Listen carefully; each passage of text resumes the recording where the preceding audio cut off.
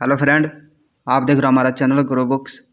तो अगर आप हमारे चैनल पर नए हैं तो प्लीज़ हमारे चैनल को सब्सक्राइब कर लीजिएगा। तो चलिए आज हम फिर से आपके लिए नई बुक लाए हैं, जिस बुक का नाम है फेलिंग फॉरवर्ड।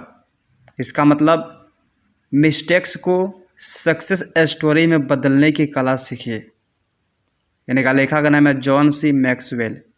तो चलिए बुक को आपको दो लफ्ज़ों में बताते हैं।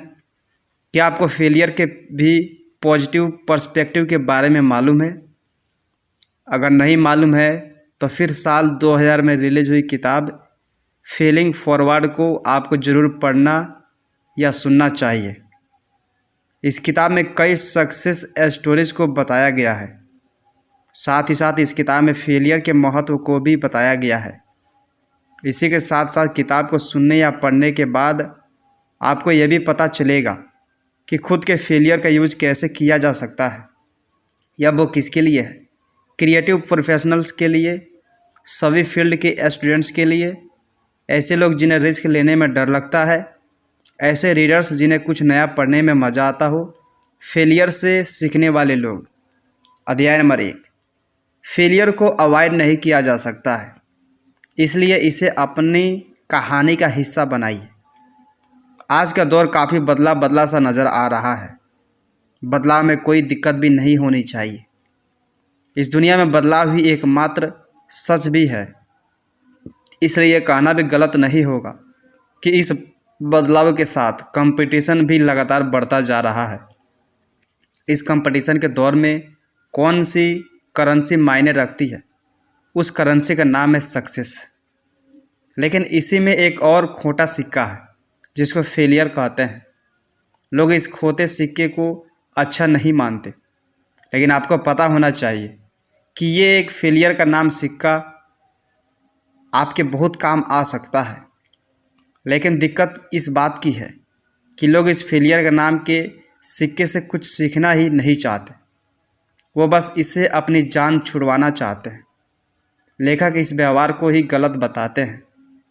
लेखक कहते हैं कि फेलियर को डिजास्टर के तौर पर देखना ही गलत है। इस कंसेप्ट की तरह देखना चाहिए। इससे हम लोग बहुत कुछ सीख सकते हैं। इसलिए आम सोच को चैलेंज करते हुए लेखक कहते हैं कि फेलियर सक्सेस का अपोजिट पार्ट नहीं है, बल्कि यह तो सफलता का हिस्सा है। इसकी मदद से हम सफलता की उन ऊंचाइयों को पा सकते हैं जिनकी हमने कल्पना भी नहीं की होगी। फेलियर को अवॉइड करने की ज़रूरत नहीं है, बल्कि इसको एक्सपेक्ट करने की ज़रूरत होती है। इन चैप्टर्स में आपको पता चलेगा कि फेलियर अच्छी चीज़ क्यों है, क्यों हमें कई बार फेल होना चाहिए, आप फेल होने का अवसर के तौर पर कैसे देख सकते हैं। इस किताब में आपको यह भी पता चलेगा कि कैसे आप आज के फेलियर को कल का सक्सेस बना सकते हैं। इसलिए इस किताब की समरी को सुनने की शुरुआत कर दीजिए। इस समरी में आप जानेंगे कोका कोला की सक्सेस स्टोरी, थॉमस एडिसन ने कैसे फेलियर को बनाया था सक्सेस का पिलर, और सक्सेसफुल होने के लिए कौन सी स्किल्स होती है ज़रूरी। तो चलिए शुरू करते हैं। हम लोगों में से अधिकांश लोग फेलियर से बचने की कोशिश करते हैं, लेकिन अगर आप बड़े बिजनेसमैन से पूछेंगे कि उनकी सफलता के पीछे का रीज़न क्या है, तो फिर उनका जवाब यही होगा कि वे अपनी सफलता का श्रेय असफलताओं के बाद भी जमे रहने की क्षमता को देते हैं। ये बड़े बिजनेसमैन मानते हैं कि किसी भी बिजनेस को शुरू करने से पहले उसके फेल होने का रिस्क रहता है। इसलिए अगर उनका बिजनेस फेल भी हो जाता है तो भी वे पहले से बेहतर स्थिति में होंगे। लेकिन अगर उन्होंने फेल होने के डर से बिजनेस की शुरुआत ही नहीं की तो वो कभी भी नहीं पहुंच पाएंगे। रियल वर्ल्ड में आपको समझना चाहिए कि एक बार फेल हो जाने से कुछ भी ख़त्म नहीं हो सकता। यहाँ पर आप सेर्जियो जाइमन का एग्जाम्पल देख सकते हैं। ये 1980 के दौर में कोका कोला कंपनी के मार्केटिंग एग्जीक्यूटिव हुआ करते थे। उस दौर में जब सेर्जियो जाइमन ने कोका कोला की नई रेंज को लॉन्च किया था तो वह काफ़ी ज़्यादा पॉपुलर हुई थी। इस सक्सेस के बाद सेर्जियो जाइमन का आत्मविश्वास काफ़ी ज़्यादा बढ़ चुका है। उनकी कंपनी के अंदर हैसियत भी काफ़ी ज़्यादा बढ़ चुकी थी। इसके बाद जब कोका कोला नए फार्मूला को लॉन्च करने वाली थी तो सेर्जियो जाइमन ने ही सलाह दिया था कि वो इसे न्यूयॉर्क के नाम से लॉन्च करे, न्यू कोक के नाम से लॉन्च करे। इसी के साथ साथ पुराने कोक का उत्पादन भी बंद कर देना चाहिए। लेकिन इसके बाद कुछ और ही हुआ। न्यू कोक पूरी तरह से फ्लॉप हो चुका था। रीब्रांडेड बोतल की बिक्री ही नहीं हुई थी, जिसकी वजह से कंपनी $100 मिलियन से भी ज़्यादा का नुकसान हुआ था। इसी नुकसान के साथ कंपनी ने सेर्जियो जाइमन को भी नौकरी से निकाल दिया था।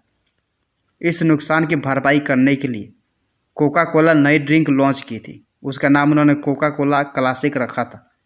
कोका कोला क्लासिक बहुत बड़ा हिट साबित हुआ था। इसकी बिक्री भी बहुत अधिक हुई थी। सेर्जियो जाइमन के फेलियर की वजह से ही कंपनी ने खुद के अंदर सुधार किया था। उसी फेलियर की वजह से कंपनी को इतनी ज़्यादा शोहरत मिली थी। इसके बाद साल 1993 में सेर्जियो जाइमन को भी नौकरी में वापस बुला लिया गया था। अध्याय नंबर 2, फेलियर से नए अवसर की शुरुआत भी होती है। आमतौर पर हम सोचते हैं कि फेलियर से बस नेगेटिव परिणाम ही आ सकते हैं, लेकिन यथार्थ इससे उलट ही है। फेलियर से कई अच्छे अवसर का भी जन्म होता है। ऐसे ही कुछ आविष्कार थॉमस एडिसन के साथ भी हुआ था। एडिसन ने टेलीग्राम मशीन को बेहतर बनाने के लिए सालों तक काम किया, लेकिन उन्हें बहुत कम सफलता मिली थी। लेकिन उन्होंने उसके ऊपर काम करना नहीं छोड़ा था। धीरे धीरे उन्होंने उसी टेलीग्राम से एक ऐसी उपकरण की खोज कर ली थी जिसमें आवाज़ रिकॉर्ड की जा सकती थी। साथ ही साथ उस आवाज़ को कई बार प्ले भी किया जा सकता था। एडिसन ने अपनी असफलता को इस तरह से यूज किया था कि उन्होंने कुछ और ही रूप में सफलता हासिल कर ली थी। नए अवसर के तलाश के अलावा भी फेलियर हार्ड वर्क के इनिशिएटिव तौर पर भी काम करता है, जिसकी वजह हमारी पूरी लाइफ बदल सकती है। इसके लिए आप बिलियनियर बर्नी मार्कोस की कहानी के बारे में भी पढ़ सकते हैं। साल 1978 में हैडी डैन नामक कंपनी ने उन्हें सीईओ की पोस्ट से फायर कर दिया था। उस समय मार्क्स के माता पिता को पैसे की काफ़ी ज़्यादा ज़रूरत थी। मार्क्स ने विक्टिम बनने की बजाय विजेता बनने का फैसला किया था। तभी उन्होंने एक को वर्कर के साथ मिलकर 1 साल के अंदर खुद की सॉफ्टवेयर कंपनी का निर्माण कर दिया था। आज उनकी कंपनी होम डिपो दुनिया की जानी मानी कंपनी है। कई बार हमें फेल इसलिए भी होना पड़ता है क्योंकि कई फैक्टर्स हमारे कंट्रोल से बाहर होते हैं। उनके लिए हमें खुद को जिम्मेदार नहीं ठहराना चाहिए। आपको उस समय को भूलकर आगे आने वाले अवसरों के बारे में सोचना चाहिए। यहाँ पर लेखक अपने एक दोस्त की कहानी बता रहे हैं। उस दोस्त का नाम है हार्न। 1997 में भीषण बाढ़ की वजह से हार्न का रिटेल स्टोर पूरी तरह से तबाह हो चुका था। हार्न के पास सभी चीज़ें इंश्योरेंस था, लेकिन फंड्स का नहीं था क्योंकि ये उसके कंट्रोल की चीज़ नहीं थी। ये सिचुएशन अचानक आई थी और सब कुछ तबाह करते हुए चली गई थी। हार्न ने उस सिचुएशन को एक्सपेक्ट किया और अपने स्टोर को फिर से शुरू करने की कोशिश चालू कर दी थी।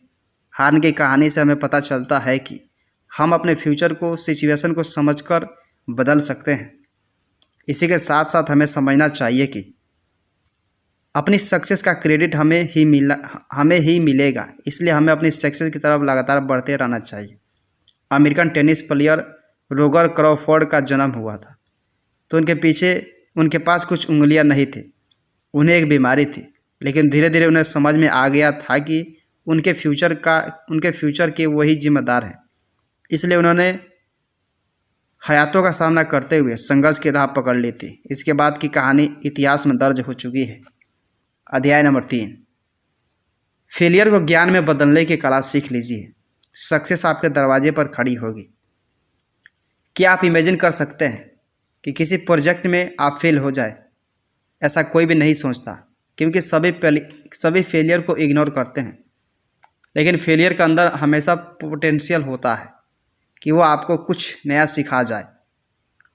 विफलता को गले लगाने की शक्ति को डेविड बेल्स और टेरो की एक कहानी में मार्मिक रूप से चित्रित किया गया है। उस कहानी में सेरेमिक का एक टीचर अपनी क्लास के 2 भागों में बांट देता है। आधे स्टूडेंट से कहता है कि उन्हें क्वांटिटी के आधार पर ग्रेडिंग मिलेगी, मतलब उन्हें ज़्यादा से ज़्यादा आर्ट बनाना है। दूसरे भाग के स्टूडेंट से कहता है कि उन्हें क्वांटिटी के आधार पर ग्रेडिंग दी जाएगी, उन्हें एक मास्टरपीस बनाना है। इस इस एक्सपेरिमेंट से टीचर को पता चला कि जिन स्टूडेंट्स ने कई सारे क्रॉफ्ट तैयार किए थे उन्हें बेहतर ज्ञान प्राप्त हुआ था। इसके पीछे का रीज़न यही था कि उन्होंने हर क्राफ्ट के साथ पुरानी गलती नहीं दोहराई थी, उन्हें हर बार कुछ नया सीखने को मौका मिला था। इसलिए हमें भी अपने फेलियर से जितना हो सके उतना सीखने की कोशिश करनी चाहिए। हमें पता होना चाहिए कि हम अपने फेलियर से बहुत कुछ सीख सकते हैं। इसलिए इस चैप्टर के माध्यम से लेखक कहते हैं कि फेलियर को अपने ज्ञान के रूप में परिवर्तन करना आना चाहिए। ये एक ऐसा आर्ट है जिसकी मदद से आप बहुत ऊंचाइयों को प्राप्त कर सकते हैं। इसलिए अगली बार फेलियर को अवॉइड करने के बजाय उसका इन्वेस्टिगेशन करने की कोशिश कीजिए। आपकी इन्वेस्टिगेशन से ही आप बहुत आगे जा सकते हैं। आपको पता होना चाहिए कि पिछली बार आपने कौन सी गलती की थी। इस बार के अटेम्प्ट में आपको उन गलतियों को नहीं दोहराना है। कभी भी फेल होने के डर से मंजिल की तलाश बंद नहीं कर देनी चाहिए। फेल होने से आपका मनोबल टूट सकता है, लेकिन इसकी वजह से आपको अपनी जर्नी को नहीं रोकना चाहिए। फेल होने से भी खतरनाक क्या होता है? फेल होने से भी खतरनाक उस फेलियर का डर होता है जिसे फियर ऑफ फेलियर कहते हैं। इसकी वजह से आप कुछ भी नया शुरू ही नहीं कर पाते हैं। फियर ऑफ फेलियर की वजह से आपकी सक्सेस आपसे रूठ कर चली जाती है। अमेलिया की कहानी को समझने की कोशिश करिए।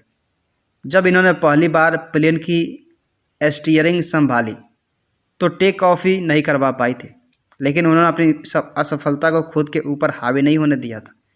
उन्हें विश्वास था कि वह प्लेन उड़ा सकती है। इसके बाद भी उन्होंने कोशिश जारी रखी थी। बाद में उन्होंने इसी आत्मविश्वास की मदद से 6 विश्व कीर्तिमान अपने नाम किए थे। आज उनका नाम इतिहास के पन्नों में दर्ज हो चुका है। इसके बाद वो पहली महिला सोलो पायलट बनी थी जिन्होंने अटलांटिक को अपनी उड़ान से कवर किया था। फियर ऑफ फेलियर के ऊपर कई एक्सरसाइज से भी काबू पाया जा सकता है, जैसे कि योग करने से, सैर करने से या फिर तेज ड्राइविंग करने से। प्रोफेशनल लाइफ में रिस्क लेने से भी आप फियर ऑफ फेलियर को हरा सकते हैं। लाइफ को सक्सेसफुल बनाने के लिए इसे हराना बहुत ज़रूरी भी है। इसलिए करियर की ऊंची उड़ान भरने के लिए आपको सिस्टमेटिक रिस्क तो लेना ही चाहिए। अध्याय नंबर 4, क्लियर गोल्स और सोशल स्किल्स के महत्व को समझना भी जरूरी है। फेलियर को गले लगाने से आपके सामने ग्रोथ के अवसर खुल जाएंगे, लेकिन उसमें सफल होने के लिए 3 स्किल्स की ज़रूरत पड़ेगी: गोल सेटिंग, पॉजिटिव माइंड और social skills. American writer Don Marquis कहते हैं कि ज़्यादातर लोगों को पता ही नहीं होता है कि उन्हें क्या करना है। उन्हें नहीं मालूम होता है कि वो चाहते क्या हैं। ज़्यादातर लोग एक भेड़ चाल में चलते रहते हैं। यही कारण है कि ज़्यादातर लोगों के मनचाही सफलता नहीं मिल पाती है। इसलिए बहुत ज़रूरी है कि आपके पास क्लियर गोल होना चाहिए। गोल सेट करने के लिए आप खुद से कुछ सवाल भी कर सकते हैं, जैसे कि सबसे खुशी आपको किस काम में मिलती है? ऐसा कौन सा काम है जिसे आप पूरी शिद्दत से कर सकते हैं? इस तरह के सवालों से आपका माइंडसेट क्लियर होगा। गोल सेटिंग बस से काम नहीं चलने वाला है। आज के समय में सोशल स्किल होना बहुत ज़रूरी है। आपको पता होना चाहिए कि अपनी सीवी कैसे भेजी जाती है। आपको अपने कम्युनिकेशन स्किल के ऊपर काम करना चाहिए। खुद की बातों को दूसरों को समझाना भी एक कला है। क्या आप इस मामले में कलाकार हैं? इन दोनों स्किल्स के साथ अगर आपके पास पॉजिटिव माइंडसेट है तो फिर आप सभी दिक्कत का अच्छे से सामना कर सकते हैं। इन सब की मदद से आप सक्सेस की तरफ दौड़ लगा सकते हैं। कुल मिलाकर फेलियर सत्य है, लेकिन इससे हम फ़ायदा उठा सकते हैं। अगर हमारे पास पर्याप्त स्किल्स है तो फिर हम अपनी असफलताओं से भी लाभ उठा सकते हैं। इसलिए अपनी स्किल्स के ऊपर प्रतिदिन काम करते रहिएगा। क्या करें? ऐसे लोगों की कहानियों को पढ़ने की कोशिश करिए जिन्होंने लाइफ में असफलताओं के बाद भी सफलता का स्वाद चखा है। इसलिए खुद के प्रति ईमानदार रहिए। आपको पता होना चाहिए कि आपकी कमजोरी क्या है।